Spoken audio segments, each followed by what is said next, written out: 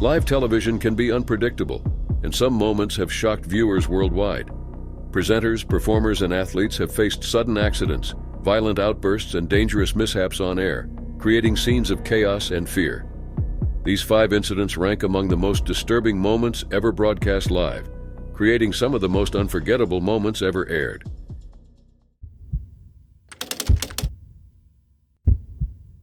In July 2010, the United Kingdom witnessed one of the most disturbing live events ever broadcast on television.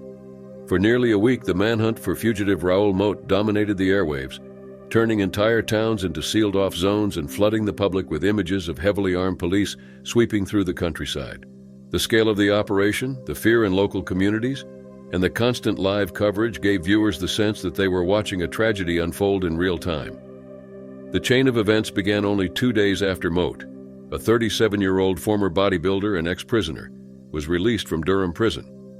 In the early hours of the 3rd of July, he arrived at a house in Bertley Gateshead, where his ex-girlfriend Samantha Stobbart was visiting with her new partner, 29-year-old karate instructor Chris Brown. Hiding outside for more than an hour, Moat waited until Brown stepped outside.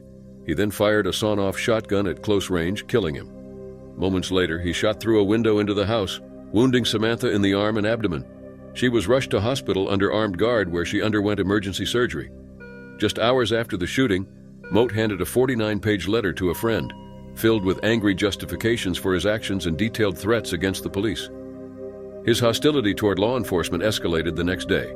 Shortly after midnight on the 4th of July, Police Constable David Rathband was sitting in his patrol car near East Denton, Newcastle, when Moat struck again. Having called the police minutes earlier to announce his intentions, Moat shot Rathband twice through the window, leaving him permanently blinded. Rathband survived but endured devastating injuries that would alter the rest of his life. By then, Moat had become the most wanted man in the country. Northumbria police launched what would grow into the largest armed operation in modern British history. More than 160 armed officers were deployed, with reinforcements drafted from forces across the UK. Armored anti-terror vehicles were ferried in from Northern Ireland. Sniper teams were positioned across the countryside, and a Royal Air Force tornado jet equipped with infrared surveillance swept over Northumberland.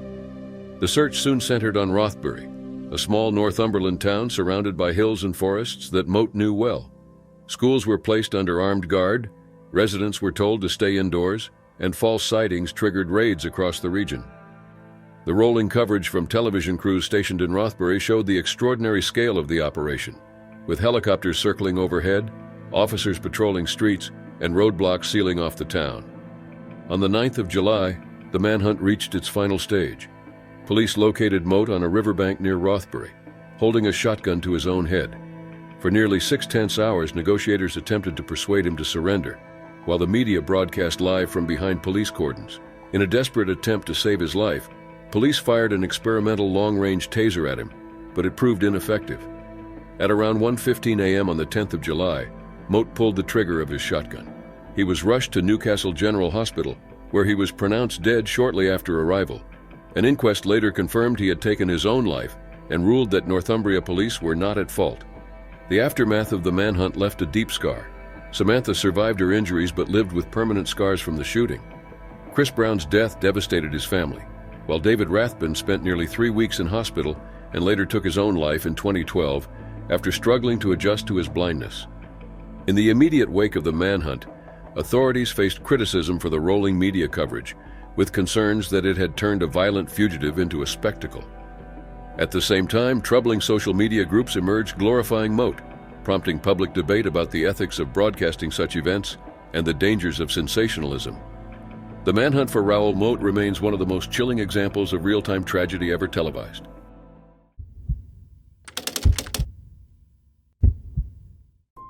On the night of February 20th, 2003, what was meant to be an evening of music and celebration at the Station nightclub in West Warwick, Rhode Island, turned into one of the most horrifying events ever caught on video.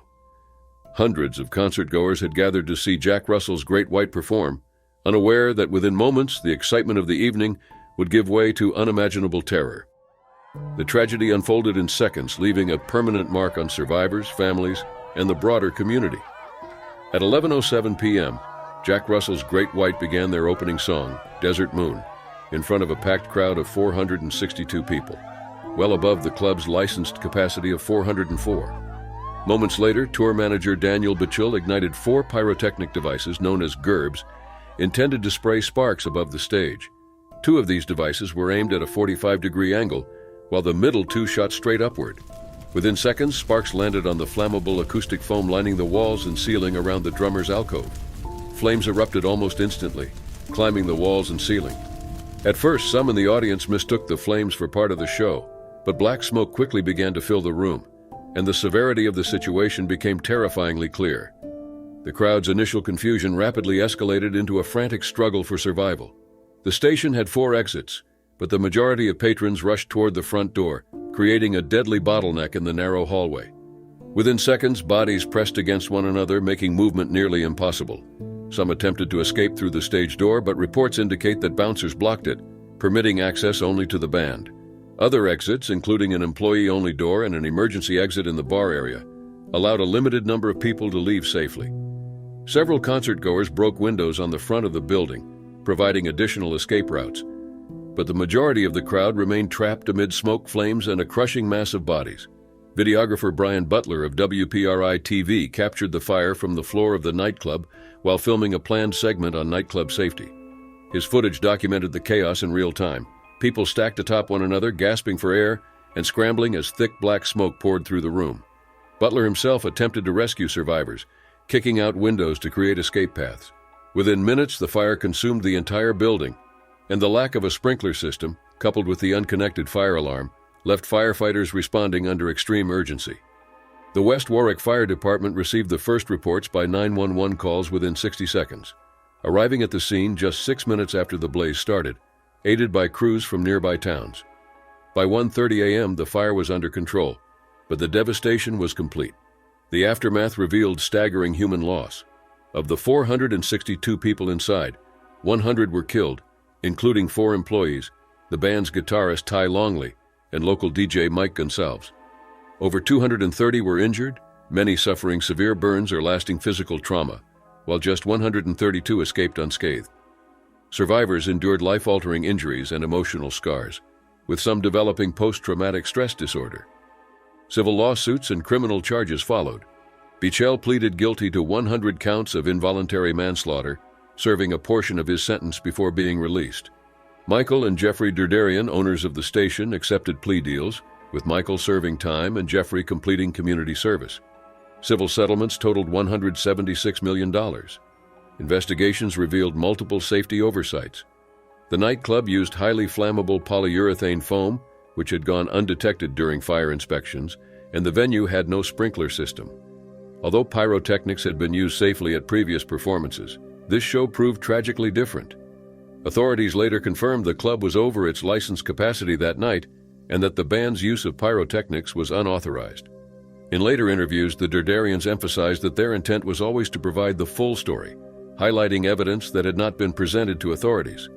The station nightclub fire is remembered as one of the deadliest fires in U.S. nightclub history, and the footage remains one of the most disturbing moments ever captured on television. In 2017, the site was transformed into the Station Fire Memorial Park, ensuring that the memory of the 100 victims and the lessons of that night endure.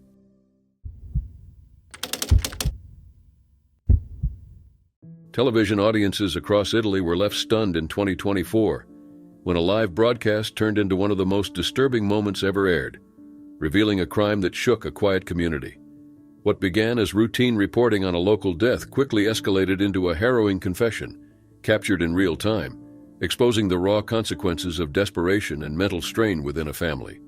Viewers were confronted with a reality few could imagine, witnessing the fragile line between caregiving and tragedy collapse on camera. The events unfolded in Spezzano di Fiorano, a town in the province of Modena, Emilia-Romagna. On Sunday, 80-year-old Loretta Livrini was discovered dead in her bed by her daughter. Loretta had been living with dementia and Alzheimer's, conditions that had increasingly demanded care and attention over the years. Police, suspecting foul play, immediately named her son, 50-year-old Lorenzo Carbone, a longtime caregiver who had lived with his mother for 15 years as a person of interest. Drones and officers began searching the area, focusing on nearby Pavullo, where Carbone had fled after the incident, according to his later statements. He told journalists he had walked the streets of Pavullo aimlessly, insisting he was not hiding but trying to distance himself from the situation before returning to his mother's house the following day. It was at this point that Carbone unexpectedly encountered a television crew from the Mediaset talk show Pomeriggio Cinque, who were covering the story. In a state of visible confusion and distress, Carbone confirmed his identity to reporter Fabio Giuffrida, and when questioned, made a full confession. He recounted with trembling detail how he first attempted to suffocate his mother with a pillow and pillowcase before ultimately using shoelaces to end her life. Carbone admitted that the repetitive behavior and unpredictable actions of Loretta had driven him to desperation, explaining that he couldn't take it anymore and acted instinctively, though fully aware of the gravity of his actions. He broke down repeatedly during the interview, describing the tension, anger, and helplessness he had felt while caring for her. Immediately after the confession, the journalist contacted the Carabinieri, who arrived swiftly to arrest Carbone. Nevertheless, the interview, including his admission and subsequent apprehension, was broadcast live on Canale 5, anchored by journalist Mirta Merlino. The decision provoked fierce criticism from Italian media and the public alike. Critics highlighted the ethical implications of airing a man's confession while he was visibly confused and distressed, questioning whether journalistic duty justified the real-time broadcast of such a traumatic revelation. Gaia Tortora, deputy director of TG La 7, described it as hitting rock bottom, while others referred to it as a media circus that violated professional codes. Merlino defended the decision, citing police authorization and the urgency of the unfolding story, emphasizing that her priority had been to avoid interfering with the investigation. The aftermath left Italy grappling with questions about media ethics, caregiving stress, and the public exposure of intimate tragedies. While Carbone was taken into custody for questioning and Loretta's body was scheduled for autopsy, the broadcast itself became a focal point for debate, leaving millions of viewers confronted with one of the most unsettling events ever witnessed on live television.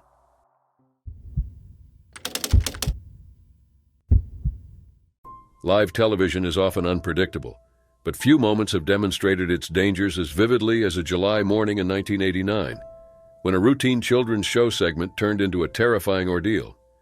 What began as a seemingly harmless broadcast from Manchester quickly escalated into a scene of chaos, leaving viewers horrified and a young presenter battling the immediate consequences of a pyrotechnic mishap. The incident would become one of the most shocking and disturbing moments in British live television history, illustrating how split-second errors can have life-altering effects. The incident occurred on July 15, 1989, during a broadcast of the BBC children's program Yup to You, which aired live from Manchester on Saturday mornings. At just 26 years old, presenter Anthea Turner was seated on the tailgate of a van, introducing a motorcycle stunt team performing to coincide with the Royal Tournament. Turner was part of a lineup of presenters, including Jenny Powell and Tony Doherty, who each contributed to a mix of entertainment, interviews, guides, and location reports. During this segment, a miscommunication behind the scenes led to disaster. A stunt rider mistakenly interpreted Turner's cue to speak as the signal to launch, sending the motorcycle and associated pyrotechnics hurtling forward while she remained seated on the tailgate.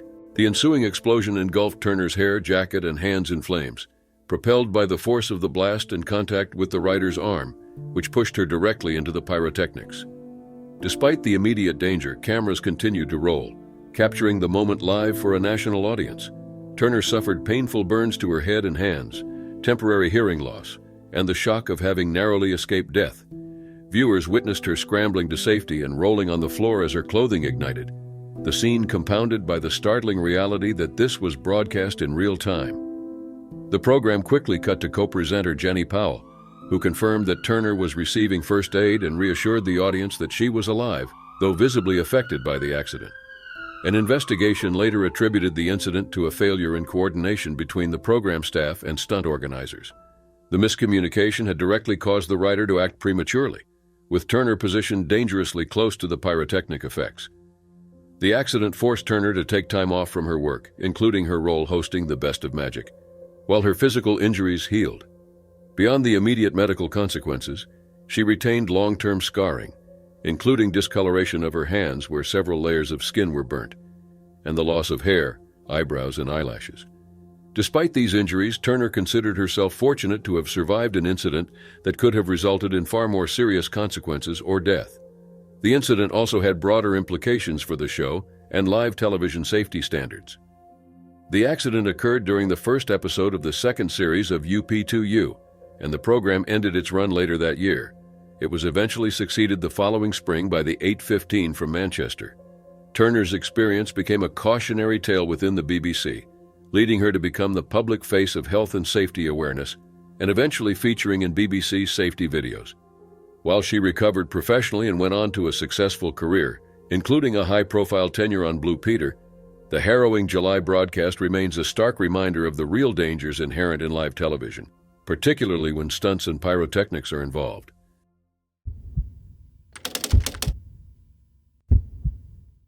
Live sports can captivate millions, but rarely has a single moment shocked audiences worldwide like a June night in Las Vegas in 1997. What was meant to be a rematch between two of the sport's most formidable heavyweights quickly descended into chaos, exposing the dark side of competitive rage and leaving viewers stunned. The bout, broadcast live from the MGM Grand Garden Arena, would become infamous for an act of unprecedented violence, forever marking it as one of the most disturbing moments ever captured on a sporting stage. The match took place on June 28, 1997, featuring Mike Tyson seeking to reclaim his dominance after losing the WBA heavyweight title to Evander Holyfield the previous year. Holyfield had stunned the world in their first fight, controlling the contest and knocking Tyson down in the 6th round before winning in the 11th. The rematch was highly anticipated, with Tyson eager to restore his fearsome reputation, while Holyfield entered as a determined champion despite previous health concerns. Both men were seasoned professionals, and the bout drew massive attention, with millions watching live across the globe. From the outset, tension was palpable.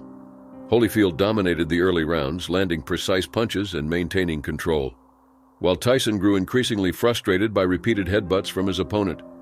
In the second round, Holyfield's head connected with Tyson, opening a cut over the latter's right eye.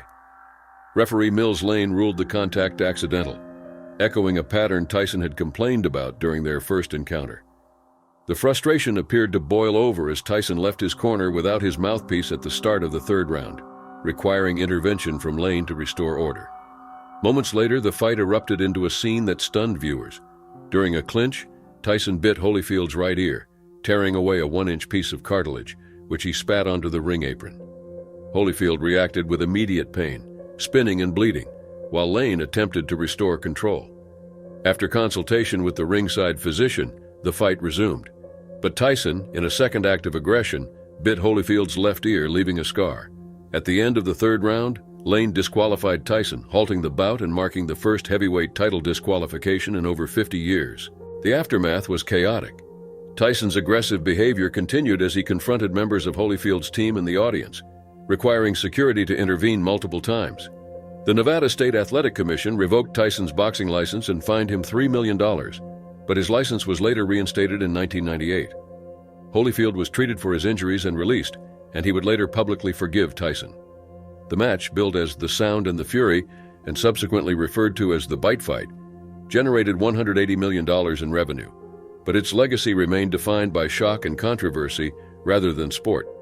Over time, the incident left a lasting mark on both careers. Tyson publicly admitted years later that in the heat of the moment, he wanted to kill Holyfield, describing a loss of control that he acknowledged could have repeated under similar provocations.